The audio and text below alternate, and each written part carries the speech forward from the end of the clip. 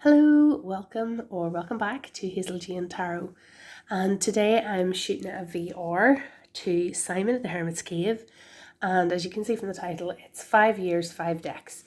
So the idea is to go back over the last 5 years and choose one new deck from each year to be your favourite from that year, which was harder than you might imagine.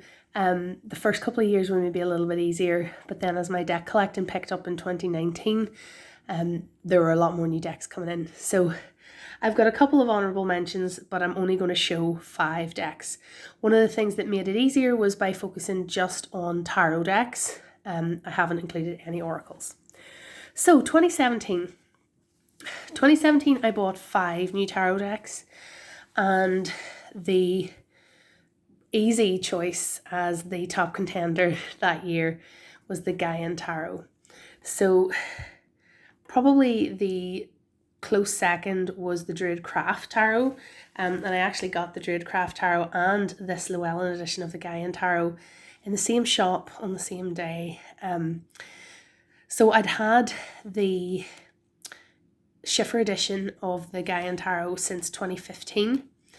And then I happened across the Llewellyn edition of the Gaian Tarot in a little shop called Spooks in Haworth in England.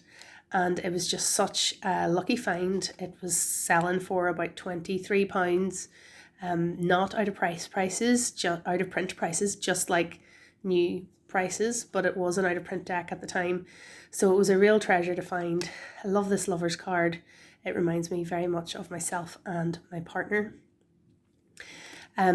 So this is a wonderful deck. It was already a firm favourite.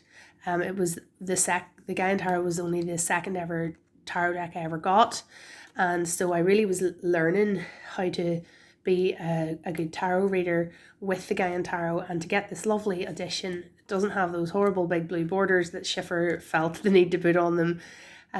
Was wonderful. So this is a world that I wish I lived in. This beautiful, it's the Pacific Northwest, is where the creator Joanna Powell Colbert lives, and the people are modelled after people that she knew. Where she lived, this particular card is modelled after Joanna herself. A beautiful field of lavender. So it's a lovely deck. It really uses numerology heavily in terms of constructing the meanings of numerology with the elements. This beautiful card shows the chalice well in Glastonbury. I had this very deck in my hands when I was there in the summer of 2021, and of course had to pull this card out and have a look at it when I was there. So anyway, this is probably still one of my, if not the favourite tarot deck that I own. But that was my 2017 choice. So 2018, I actually only got 3 new tarot decks that year, and this was a close call, just maybe between 2 decks. The one that I haven't chosen is the Dreamkeeper's Tarot, which I bought as an independent deck at the end of 2018. But this deck I also got in 2018, and this is the Luminous Tarot. So the Luminous Tarot is by Cedar MacLeod. It's still available as an independent deck, and it's just wonderful. It is one of my favourite tarots, and this version of this deck was purchased. It was my first indie deck that I ever got. You can see it's got a bit dinged up at this stage just from use, but this version is glossy. I think the new edition that's currently available is on a matte cardstock, but I have no intention of replacing this. I love this deck.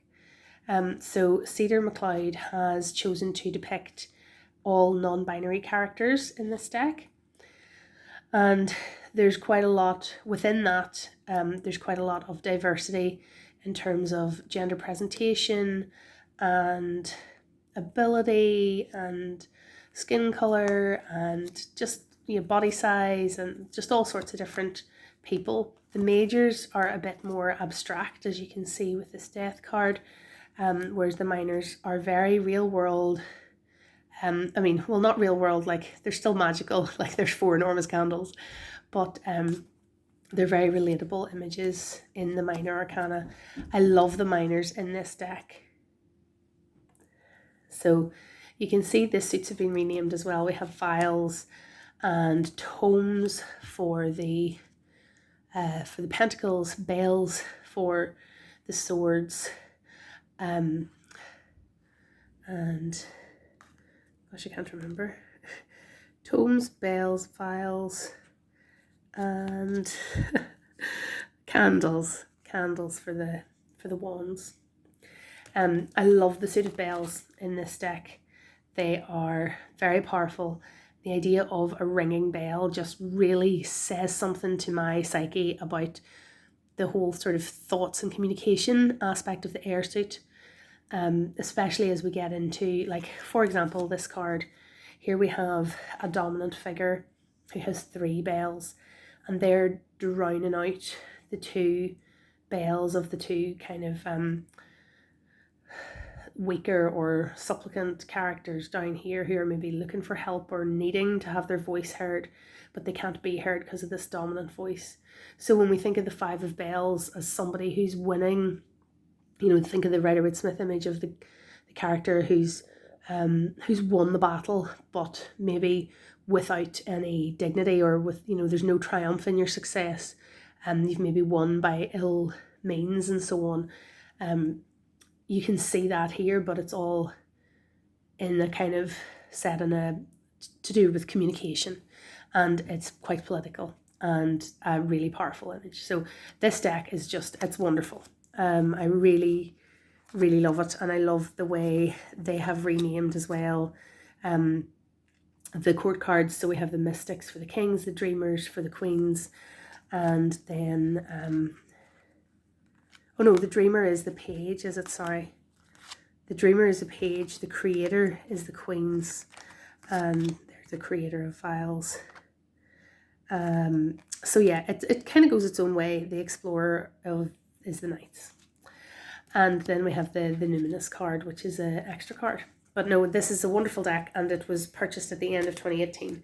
So it was a close call, as I said, with the Dreamkeeper's Tarot, which I love as well, which I also bought at the end of 2018. But out of the 3 decks I bought in 2018, the Luminous, I think, is my favourite. Now, 2019 was tricky. 2019 was when I started collecting a bit more, and I bought 9 tarot decks in 2019, and yeah, it was close. There were 3 really great tarot decks I bought that year. The Slow Tarot by Lacey Bryant, the This Might Hurt by, oh, I can't remember the creator's name, and then this one, which is the Light Sears Tarot by Chris Ann.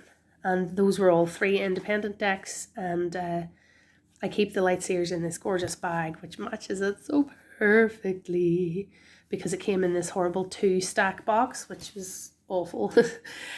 So I don't use the box that the Light Sears came in, but this is the indie edition. It's a really thick, it's such a chunky deck. So like This Might Hurt, I loved, and the Slow Tarot I loved, and I looked at the 3 of them and was trying to decide which would be my pick. And in the end, one of the reasons I picked the Light Sears Tarot is because I have bought the Light Sears Tarot for others. Obviously the Light Sears is now available as a mass market deck from Hay House, whereas the other 2 are still just independently produced. I've had a couple of friends who've expressed an interest in tarot over the last year, and the Light Sears Tarot was the deck that I either bought for them as a gift or recommended to them to check out as a first tarot deck. So I have a friend who literally just got this and a copy of the Rider-Waite-Smith for study purposes as her first tarot deck. So the fact that this is one that I recommend other people just made me feel like, yeah, this is probably out of those 3 of the 9 decks I got that year, this is my favourite. I mean, again, it's a little like the Gaian Tarot in a way, in the sense that it's a beautiful world of gorgeous people where I would kind of love to be. I'd like to live in this world. This is a younger deck than the Gaian Tarot, so it's maybe not as diverse in terms of ages and types of people. Well, yeah, there's some diversity of age, but it is an absolutely gorgeous, beautifully illustrated deck. I remember when I opened this, I was just blown away by how beautiful the art was. At the time, I was a bit disappointed that it came out in a mass market deck so quickly. I understand that the support given to the indie deck is part of what made that happen for Chris-Anne, and I'm delighted for her that she got the publishing deal. I probably wouldn't have ordered the indie deck from America if I had known it was coming out as a mass market so quickly afterwards, because you know, the costs associated with international shipping and all of that. But it is lovely, even though it has ridiculously thick matte cardstock that's hard to shuffle. It's a lovely deck, and I've done my best to work it in. I really like the pentacles in this deck. I like the colour. They're like big lozenges or something. But it's a beautiful world. Beautiful artwork, lovely colours. Oh, that moon card, I love it. So that was my pick for my top tarot deck of 2019. Now, 2020, so the collecting picked up a notch during the pandemic, and I bought 18 tarot decks in 2020, and choosing a favourite, again, was a little tricky.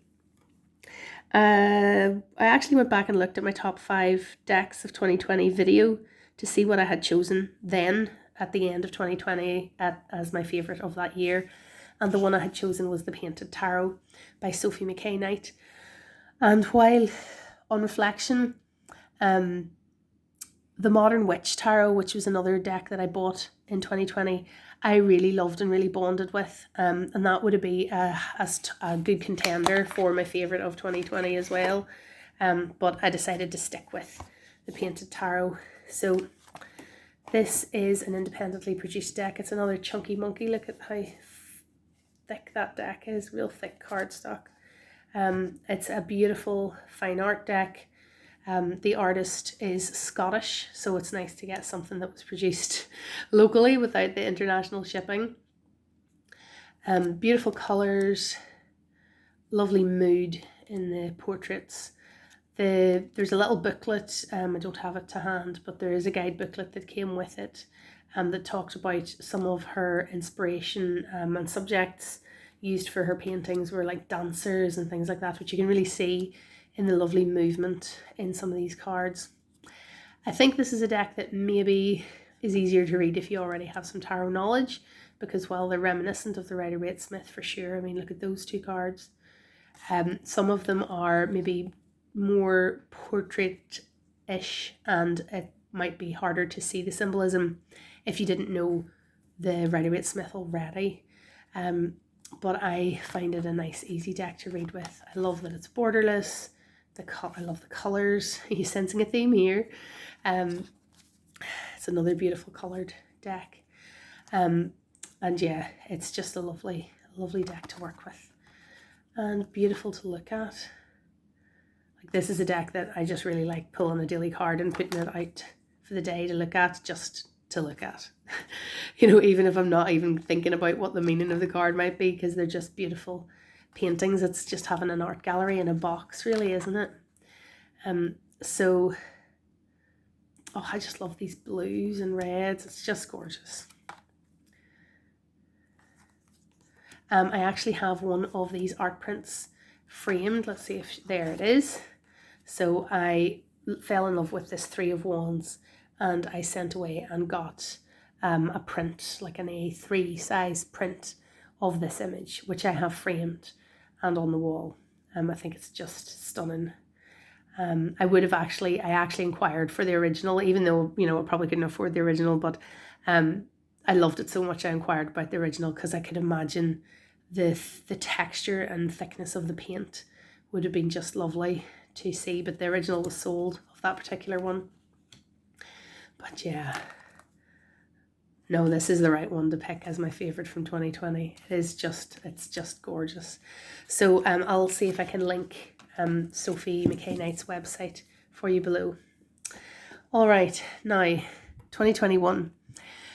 Big disclaimer, this is too early in the year to be doing a favourite of 2021 because it's only November, it's only the middle of November. And this year I got 16 new tarot decks, one of which has not arrived yet. It was pre-ordered earlier in the year and hopefully will arrive before the end of the year. So I've had 15 new tarot decks into my hands this year. And yeah, it's tricky enough. Trying to decide, one of the things I did was I ruled out anything that was published prior to 2021. So decks like Celtic Wisdom Tarot or the Fairy Wicca Tarot, which I tracked down secondhand earlier in the year, I didn't count them because didn't consider them because they were published earlier before this year. And yeah, I actually had a bit of time where I sat and looked at the deck that I've chosen alongside the R Black Tarot. And in the end, the R Black Tarot, which I love, I disqualified because it just couldn't compete on grounds of production quality with the Spirit Keepers Tarot Revelation Edition. So this is the newest deck into my hands. It's a stunner anyway. Benabel Wen's, this is the third iteration of the Spirit Keepers Tarot, and it's the third one that I have. I have the other 2 copies as well. It comes with all these little doodads with magnets and little art cards and so on. But just when I was looking at it alongside the R Black Tarot, which I also love the concept of, I love the art of, but the execution of this deck, in terms of production and cardstock and gilding and the box design and it's just really extra. Now the colours are coming up quite pale in whatever way the light is fading as I'm filming this. They are sort of a little pastel in terms of their saturation, but it is a bit more colourful into the naked eye to what it looks like on camera here. But listen to that.